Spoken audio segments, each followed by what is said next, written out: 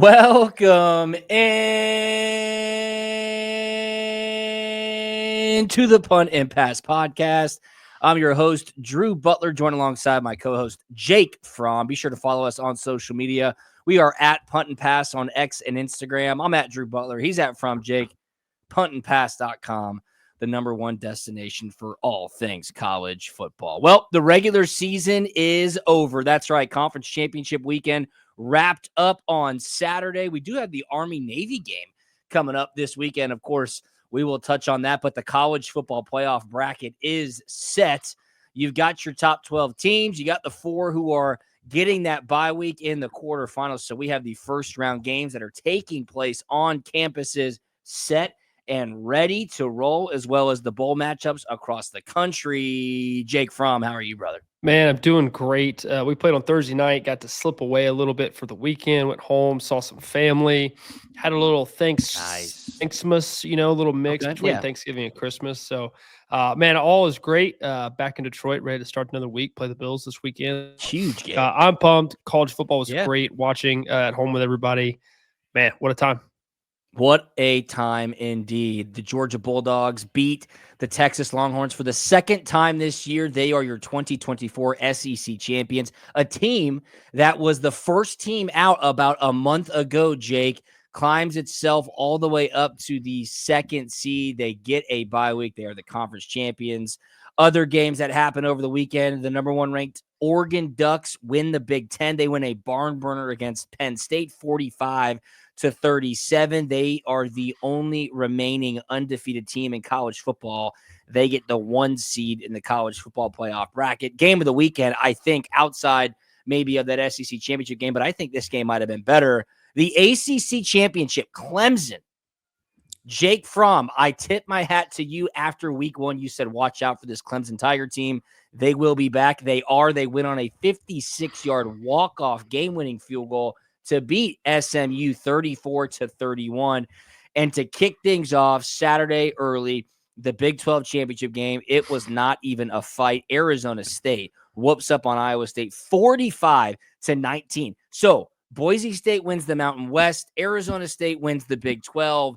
They claim the other 2 bye weeks, pairing up with Georgia and Oregon as the top 4 seeds in the college football playoff. Jake, we'll dive into the games here in just a little bit and recap what happened, but I think most of our listeners would definitely want to talk about the college football playoff bracket, how it ended up, what the first round matchups are. We'll get to that in just a second. But before we do that, this episode of Punt and Pass presented to you by our awesome partners over at Solomon Brothers Jewelers. It is time, people. The holidays are here, and Solomon Brothers has you covered. It's the only jewelry store that you need to go to and that you can trust in the Atlanta area. They have 3 amazing locations for you to choose from. The OG location, 17th floor Tower Place in Buckhead. If you're in the North Metro like myself, head on over to Alpharetta just past the Avalon in a brand new location in Sharpsburg, right off 85. I just passed it earlier today. I was in LaGrange. I saw the Sharpsburg exit. I almost pulled over just to go check out the newest Solomon Brothers location. When you're in store and you tell them that Punt and Pass sent you, you can get up to 20% off your jewelry purchase. They have the best diamond and jewelry inventory that you could ever ask for. Watches for the guys, accessories for the ladies. Head on over to Solomon Brothers Jewelers. Go to solomonbrothers.com or check them out on social media at Solomon Brothers. Again, mention Punt and Pass sent you. You can get up to 20% off your in-store jewelry purchase. Guys, go there. Football's over now. Go there on a Saturday. They got a full bar. Get you a cocktail. Let your lady friend or your significant other walk around. Tell them what your budget is. They'll keep you within that budget, and you will win this holiday season. Shout out to Solomon Brothers, solomonbrothers.com. Okay, so you woke up on Sunday. The games were done. Really, Jake, there was one question because of how the ACC championship game played out. That, of course, being a walk-off by Clemson. Clemson was up big. SMU came storming back in the fourth quarter. Clemson wins. They get the automatic bid. SMU has a great argument to get the last spot. However, last week, Alabama was holding that spot. So the main question came down to who was more deserving, which way will the committee go.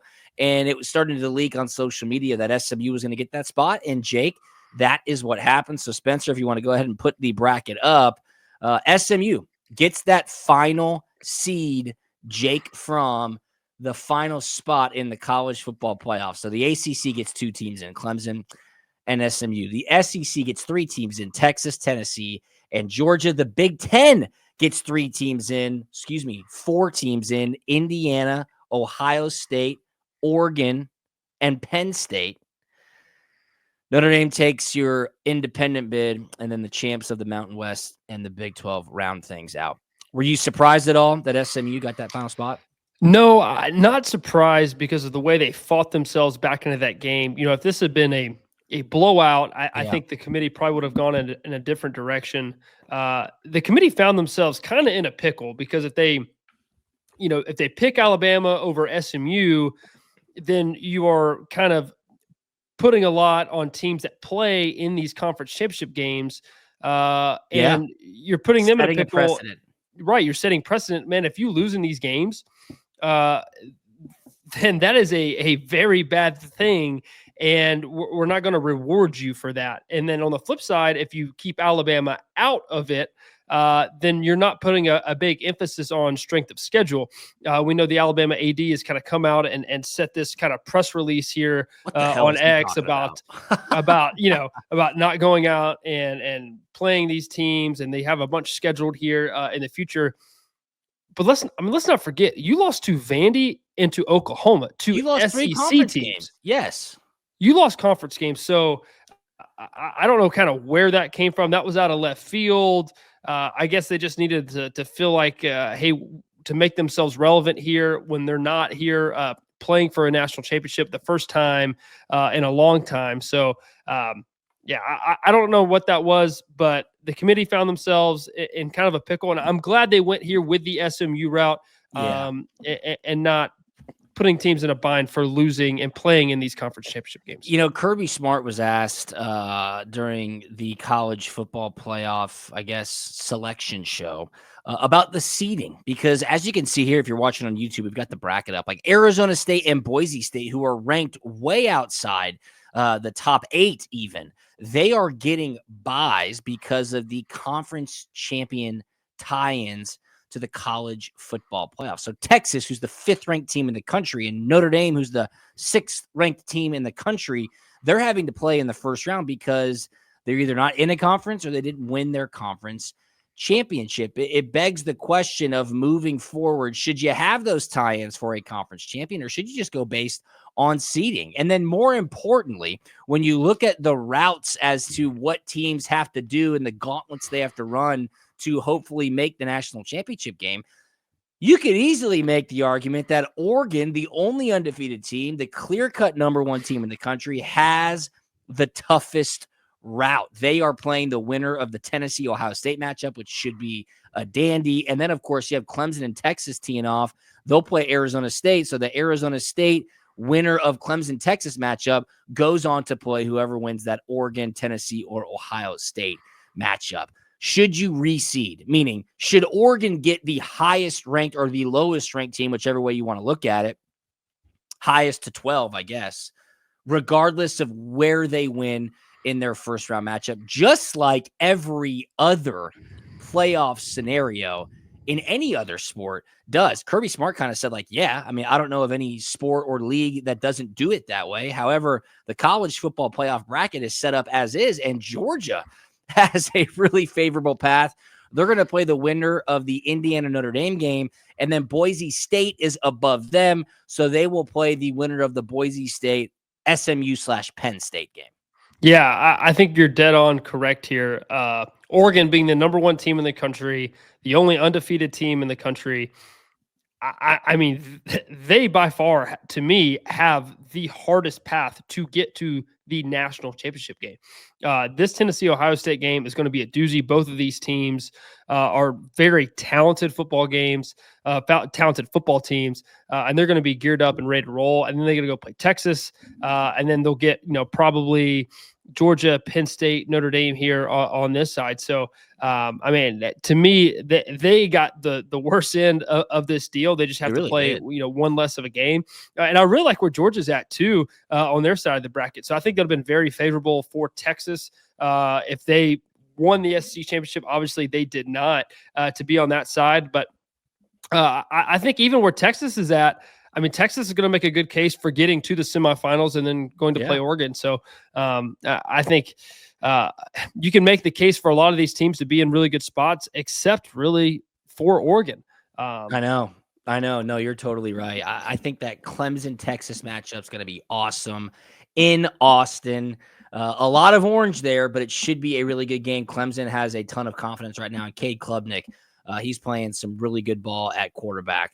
I think Tennessee-Ohio State's the game of the weekend for the first round matchups. Should be great in Columbus, Ohio. Tennessee, I don't necessarily think that's too far of a drive, Jake, from Knoxville over to Columbus. So I would assume Vol Nation to show up in a big, big way. SMU, Penn State, I mean, it leaves a little bit to be desired. There's no question about it. Then Indiana, Notre Dame. That's the standalone game on that first Friday night. The first ever playoff game at a home campus. It's in South Bend. It's an in-state game. Get-in prices right now, Jake, are like over $1,000. Wow. It's crazy. So this will be, I think since 1991, I saw this statistic today. This will be the first time since 1991 that a home Notre Dame football game will not be broadcast on NBC. NBC, of course, has the relationship and the rights for Notre Dame. That deal was signed way back in the early 90s. So every home game in South Bend has been aired on NBC, but since this is a college football playoff game, it will be aired by ABC, ESPN. So a little wrinkle there. Guess who that first game was, or maybe the last game. I might be getting this confused.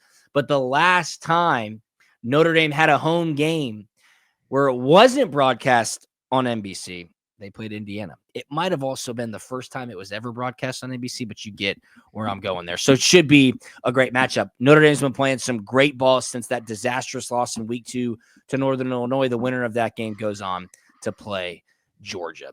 So Clemson wins because they won Clemson's in because they won the ACC championship. Let's talk a little bit more about conference championship week because it was so bizarre. The fact that Indiana was just like in, we didn't even have a conversation about it. It was bizarre that Tennessee and Ohio State just got to sit at home on a Saturday. Hey, we're in. Don't even worry about it. Meanwhile, Georgia and Texas, a slobber knocker inside Mercedes-Benz Stadium. The game goes to overtime. Georgia loses their quarterback. Georgia loses their punter. Injuries happen. This is the game of football. Penn State, they played a barn burner against Oregon 45-37. It takes a lot out of you. I do understand that winning those games, you get 24 days off, Jake. But, conference championship weekend took a toll on the Georgia Bulldogs, albeit they won the SEC championship. Yeah, I think taking a toll is an understatement. Losing your starting quarterback, possibly losing your punter as well. That was a physically fatiguing, physically just tough football game, mentally, emotionally. Going to overtime, what a huge and significant win that was. We're going to get a new and revamped kind of Georgia team going into this playoff. This is going to be new for a lot of people, a lot of eyes, man. And I cannot wait to see what this team looks like behind Gunnar Stockton. I think it's going to be great. Okay, so let's talk about Georgia for a second. Spencer, you can take that graphic down if you want. Gunnar Stockton comes in for the injured Carson Beck, leads the Dogs to a victory in overtime against Texas. He got clobbered in overtime. The helmet came off. Carson Beck had to come in for the last play. He was able to hand the ball off to Trevor Etienne, which was the game-winning touchdown. So Stockton from Rabun County, Tiger, Georgia, comes into the game, gets a victory. Now, assumingly, he will be the starter versus the Indiana Notre Dame winner. Let's assume it's Notre Dame. I remember another quarterback a couple of years ago who came in and played his first action to replace an injured quarterback, and then he got his first start as the Georgia quarterback against a Notre Dame team. Who is that? I don't know. You tell me, Coach. It was you. No, I know it was. Jake Fromm, baby. No, Talk that me was through that, because that's a big spot for old Gunnar Stockton. At least he's got 24 days to get ready. Yep, no doubt. He has a lot more time than I did, and man, he's been there. He's been preparing. I had a great conversation with him this offseason, just kind of where he's at, preparing, and just trying to stay mentally focused, even though you're not the guy taking reps and you're not the guy starting. Kind of where you're at mentally and kind of emotionally, with that as well. So, man, I'm so pumped for Gunnar. I think he is just geared up and ready to take on this opportunity, take the bull by the horns, and really expect a lot of good things from him. The offense kind of may shift a little bit in identity. Maybe using his legs a little bit more. And a lot of these kind of run pass options and things of that nature. So, man, it's going to be awesome. I know they're going to get a really good plan. But man, I just hope his head is screwed on a little bit tighter than it was. Cannot believe he held on to the football. To that football. Because if he drops that ball, that is it. Game's over. Texas picks it up, and dude, you're so right. And it was no targeting. Not saying that it should have been, because I guess the explanation of the rules. Yeah. Not saying it should have been, but the way it's been called and the kind of the precedent has been set. It's kind of like, dang, like if that was targeting a couple weeks ago, I mean, what is this? So, but man, tough kid. He's resilient. Man, I can't wait to see what it looks like. You could feel the energy in the stadium change when he came in the third quarter to take over for Carson Beck. You could see the sideline and the guys on the field rallying around Gunnar Stockton. I mean, Lawson Lucky with the toe drag to catch that ball on the sidelines. That was a huge play in the game. I have to give a major shout out to Kirk Benedict and Kirby Smart for calling that fake punt that Drew Bobo ran to perfection. Arian Smith catches it on the little touch pass forward to him. That extends a drive. Kirby Smart, after the game, loved the quote. He said, hey, those are a lot easier to call when you know you're going to the college football playoff, regardless of the outcome of the game. Yeah, no doubt. But it was perfectly executed, very well timed call. Everybody seemed to step up. The defense played great. Jake, first half, Dogs are down 6-3. Really, nothing's going their way. Texas threw for like 150 in the first quarter, yet you're down 3 points. You sit there as a Georgia fan, you're like, okay, we're probably going to win this game. Like, they're letting us hang around a little bit too long. And that is what the identity of this football team is. We talked about it on radio this morning. You could easily make the argument, I think you might have alluded to this a little bit throughout the season, that this is Kirby Smart's best coaching job since he's been at Georgia. I think the Dogs have been trailing at halftime 5 or 6 times so far this season. Of course, Bama, they lost. Ole Miss, they lost. But the other games, they scratch and claw, and they find a way to win football games. That's what they do. They've done it in the biggest moments, and this time it was for an SEC championship and a top seed and a bye in the college football playoff. Yeah, I mean, you could not be more dead on about this. Watching that first half, you're just watching Texas just not take advantage of all the opportunities that they have been given. You're like, missed field goals. How? Missing guys wide open, missed field goals, missed 2 field goals, the penalties, turnovers. It's like, dude, you had a great opportunity to jump on and jump ahead and really kind of squash any kind of momentum that Georgia had in this game. And you just squandered every opportunity. And let's also not forget that when Gunnar came in, Gunnar didn't come in and just kind of manage the football game because you're managing from ahead and hand the ball off. Like, no, he came in down in this football game and won this football game. Yeah. And 3, I think what kind of juiced the sideline and it's going to juice a lot of people, a lot of fans around the state. I think there's something special in this new era of college football and NIL and guys transferring. There's something to be said about a guy from your state who loves Georgia, for Georgia. He just wants to be the quarterback for this program and this university, who's stuck with it through thick and thin, gets his opportunity in the college football playoff. Man, I think there's something special about that. And I could not be more excited for him. Yeah, really cool. I mean, Oscar Delp after the game screaming Raven County, County's Georgia. fine, I mean, he was obviously so excited for Gunner. And Holly Rowe, what was she doing? She was like cutting him off. She wouldn't even let him talk. The guy was just trying to say, I love this team. I love this university. I love my teammates. She like would not let him get an answer out. And then how about Kirby Smart? The dude almost started crying. He was just saying how proud he was of Gunner. And then he walked off. So highly emotional. And I said this on Thursday's podcast. I said, yes, you can go out there and win the SEC championship, but just as, if not even more important than that for this team specifically, was getting the bye week. They needed it in the worst way. Huge shout out to Trevor Etienne, 16 carries, 94 yards, 2 touchdowns. I did not think he was even going to play. They said he was going to try to. I thought it'd be maybe 5 carries here and there. Trevor Etienne and Peyton Woodring, the kicker, scored every point that Georgia had against Texas this season in their 2 matches. That's crazy. That's crazy. That's crazy. Georgia becomes the first team to beat Texas twice in the same season since Texas A&M did that all the way back in 1909. So while Texas made it to the conference championship game in their first year, they were unable to beat Georgia. Seems like a nice little Georgia-Texas rivalry has spun up very quickly, and they could play again.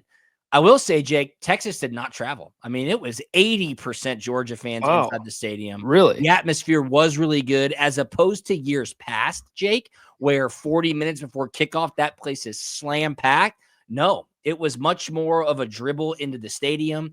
Seats were probably a little bit empty at kickoff. Then it filled up. But no Texas fans were there at all. Georgia fans showed out. They took advantage of a great opportunity to get down to Atlanta. The weather was super nice and pack that stadium with some red and black. And of course, it mattered big time in the end. But think about this. Texas fans, budgeting, let's just say, for hopefully. Yeah, that was my question. It's got to be a college football playoff effect, right? Well, yeah, and they didn't find out they were playing in the SEC championship game until last Saturday night. Remember, they played A&M late. Yeah, so that's expensive if you want to fly. Forget driving. I mean, that's a hike. But you come to Atlanta for the SEC championship game. Now they lost that game, so they're playing Clemson at home. Winner of that game, where do they go? Atlanta for the Peach Bowl, okay? Yeah. And then if they win that game, they could be back in Atlanta on January 20th in the national championship if they were to win the semifinal. So I don't know, like maybe Texas fans are just holding out hope, but they were not there. And I think it kind of added to that little bit of a lackadaisical approach to some of these conference championship games. I mean, dude, there was nobody at the Big 12 game, nobody at the Big 10 game, and the ACC had to tarp off some of the 300 level at Charlotte. Yes, it's crazy. Dang, I mean, to me, that is a huge college football playoff effect. And yeah, I guess fans are budgeting, man. Times are tough, man. And kind of this effect of buys the economy a little bit. And, I mean, like this is a lot of football games. If you think about it, it is. I mean, season tickets. And then, hey, I don't know how many more playoff games my team is going to play. Like if I knew there was one, possibly 2, hey, I could do it. I mean, you could play 4 games throughout this stretch. And that's a big deal, and that's a big commitment. Hey, look, if you're budgeting, I have a little hot tip for you. If you're budgeting, whether you're traveling for the holidays, if you're budgeting, whether you're going to some of these games, if you're budgeting and you need to get a phenomenal holiday gift, head on over to Solomon Brothers Jewelers. It's the only place you need to win this holiday season and impress your significant other. Check out Solomon Brothers' 3 amazing locations right here in Atlanta. Sharpsburg is the new one just south of the city. The OG 17th floor Tower Place in Buckhead. And, of course, in Alpharetta, just past the Avalon. When you're in store, mention Punt and Pass sent you. You can get up to 20% off your jewelry purchase. They've got the best staff. They've got an unmatched inventory that will blow your mind. And they have an in-store experience that is simply the best. Big shout out to Solomon Brothers. It's the holiday season. They can fit your budget, whatever it is. I promise you, I've done it. It's the best. Check them out at Solomon Brothers on social media, solomonbrothers.com. Okay, Roddy Nabulsi from UGA Sports tweeted out a little bit less than an hour ago. Updates. Georgia quarterback Carson Beck suffered an elbow injury during Saturday's SEC Conference Championship game. He and his family are exploring treatment options, and there is currently no timetable on his return. Additionally, punter Brett Thorson sustained a knee injury to his non-kicking leg in Saturday's contest and will require season-ending surgery. Bummer to hear about Thorson. It looked bad. It buckled, non-contact.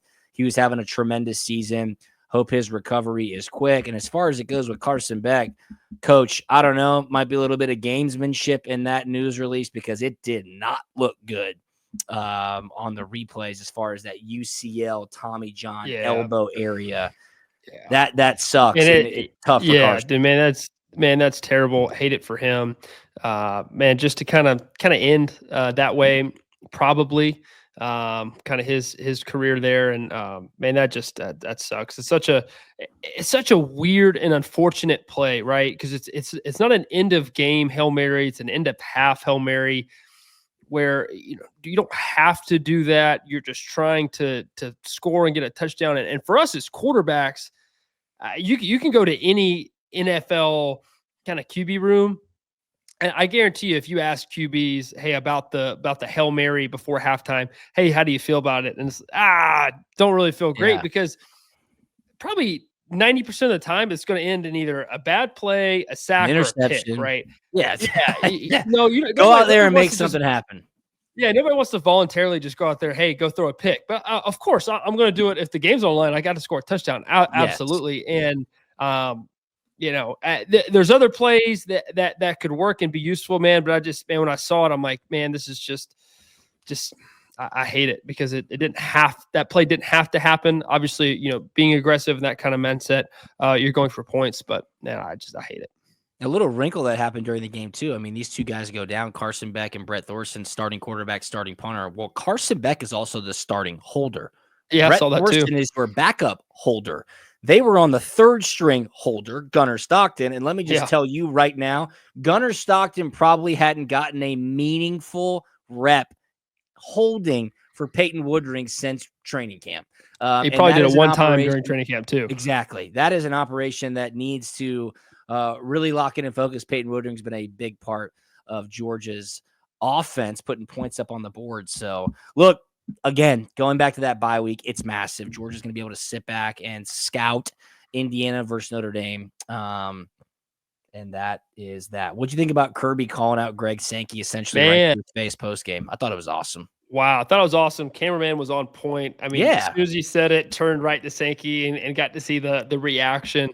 What's Sankey going to do? Fine him? I mean, no. It's just a great jab for Kirby, I think, to essentially say, like, you know what, dude? We run the SEC. Like, you and your staff sent us on the road. Of course, Sankey probably had very little to do with it, but he was standing there. He was in the way. Jake, you and I have been around coaches where some days, if you see him in the hallway, you might just want to duck into a room and get out of the way.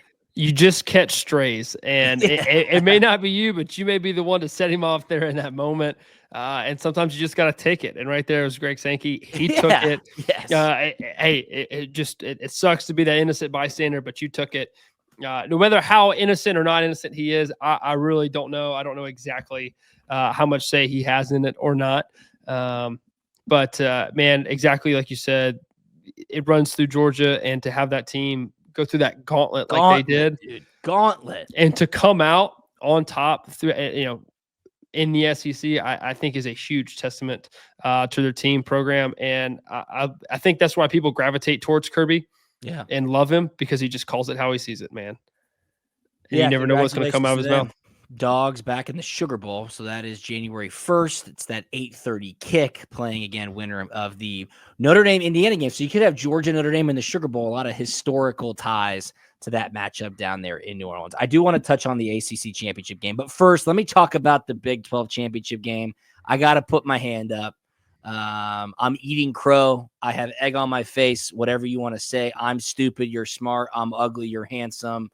All that stuff. because on this podcast last Thursday and on many other shows, as I was doing interviews late last week, I was like, yeah, I really like Iowa State. I think their defense is going to stand up. Specifically, I think they'll be able to slow down Cam Scatabo, however you pronounce it. And then I said in my prize picks selection, I said, I'm going to go under Cam Scatabo, under 120 rushing yards. Jake, this kid went off. 16 carries, 170 yards, 2 touchdowns. He was unfreaking stoppable. Arizona State, one of the hotter teams in the country right now. Yeah, I mean, I'll take some ownership too. I mean, I got put on notice for this guy as well, Cam Scatabo.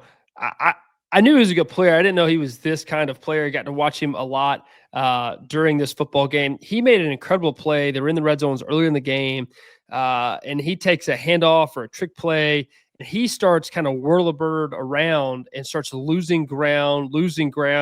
Before you know it, he's 15 yards in the backfield, and then he just throws it away, quote unquote, at a tight end who just ended up being on the backside of the play. Honestly, killer instinct there to make that kind of play. He throws it. It's just a pass. It's just an incomplete. So instead of taking a 15-yard negative play, he turns it just into an incomplete pass. I thought it was an incredible play. Scary now if I'm on that side of the ball, especially an offensive coach. I'm like, what is this guy doing? Yeah. The ball hung up in the air for a little bit. But, man, in this business, it is a results-based business and not about processes, as much as I hate to say it. And he got away with one, and it was a great play. Yeah, no question. So Arizona State gets a bye week. They'll be playing in the Peach Bowl. So the Sun Devils coming to Atlanta. We will get to the ACC championship quickly. Any thoughts on Oregon allowing Penn State to hang 37 on them? Is that troublesome at all moving towards the playoff? Yeah, I just from what Dan Lanning, defensive coach, a lot of physicality and grit, and that was something they wanted to instill in their football team after they played Georgia in that opening game a couple years ago. We have to get on their level in terms of physicality. It's kind of surprising to me, man. This is a shootout. This is an incredible game. I know, damn. And you got really to see just how resilient this Oregon football team is, and they just find a way to win and find a way to get it done. So, man, they got some really good players. Obviously, got the quarterback Dylan Gabriel. Their running back is just a grinder back there in the backfield. 20 carries, 87 yards, 2 touchdowns. And this receiver, Tez, my brother said, was Bo Nix's roommate. I think in high school, or I think he's an adopted brother almost. He was at Troy and kind of got him to come to Oregon with him. So great story there. And this dude was a baller, very dynamic football player, receiver for Oregon. All right, wrapping up ACC championship game. I mean, Clemson gets off to a great start, and then SMU comes roaring back in the fourth quarter. I believe, yes, they scored 17 fourth quarter points. Clemson then gets a great kickoff return because SMU scored with 11 seconds left. Clemson had a timeout. Clemson gets a great kickoff return. Greg McElroy on the coverage calls out exactly what Clemson's about to do. Hey, watch this deep in route. The middle of the field is going to be wide open. He should get down. They should call timeout. That's exactly what they do. They trot out Hoosier, their freshman kicker, for a 56-yard game winner. And this kid pured it. My buddy Sean McDonough called the game to perfection. What a win for Clemson. It's just what Dabo Swinney does, man. They win conference championships.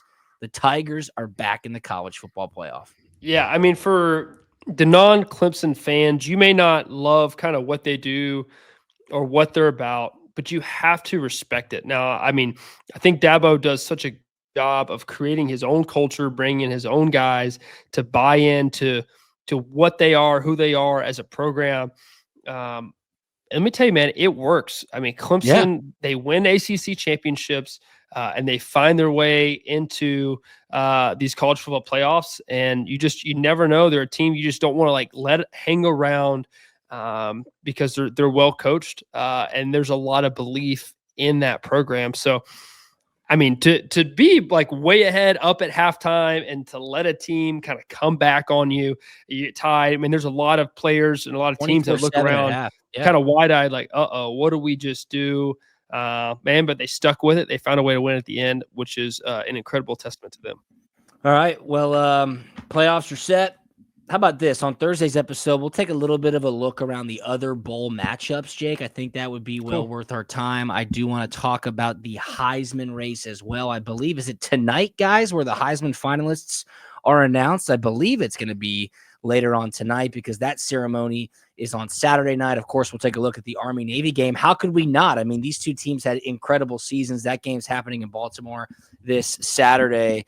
And then, these games are going to be right back in our face here in short order. So while it was a crazy conference championship weekend and the regular season is done, we still got good stuff to talk about. We'll keep it locked in right here on Punt and Pass. Be sure to follow us on social media. We're at Punt and Pass on X and Instagram, at Drew Butler, at From Jake, puntandpass.com. As I've told you, and you need a reminder, this episode of Punt and Pass presented to you by Solomon Brothers Jewelers. It's the only jewelry store that you need to go to in Atlanta. They will take the best care of you. Walk in there, get yourself a cocktail, hang out, talk to some of the best friendly staff in all of our great city of Atlanta. Tell them your budget. Tell them what your significant other wants. They will make you look fantastic this holiday season. When you're in store, tell them Punt and Pass sent you. You can get up to 20% off your jewelry purchase. Check them out at SolomonBrothers.com and at Solomon Brothers on social media. Jake Fromm, anything on the way out, my man? No, man. It's a great wrap up to the regular season of college football. It kind of feels weird saying that. Man, it's going to be an incredible playoff. It's going to be a lot like a feel to an NFL-style postseason. Can't wait to enjoy this ride with you for the first time. It's going to be awesome. Absolutely. I saw Shane Beamer on the sideline pregame too. Great. I mean, he is a really nice guy. He's a stud. Beam's awesome. Right up. Yeah, I got to talk to his son. Told him congrats on a great season. He was doing some stuff on SEC Network, so that was cool too. I don't know. I think Todd Monken was there too at the SEC championship. Yeah. I don't know Coach Monken, so I didn't have a chance to say hello to him, but it was cool. Oh, I did see Matthew McConaughey. I'll save that story for Thursday. Can't wait to hear that. That'd be awesome. There you go. Excellent. Everybody have a great week. Thanks for tuning in. Rate, review, subscribe. We will talk to you on Thursday. See ya. Yep.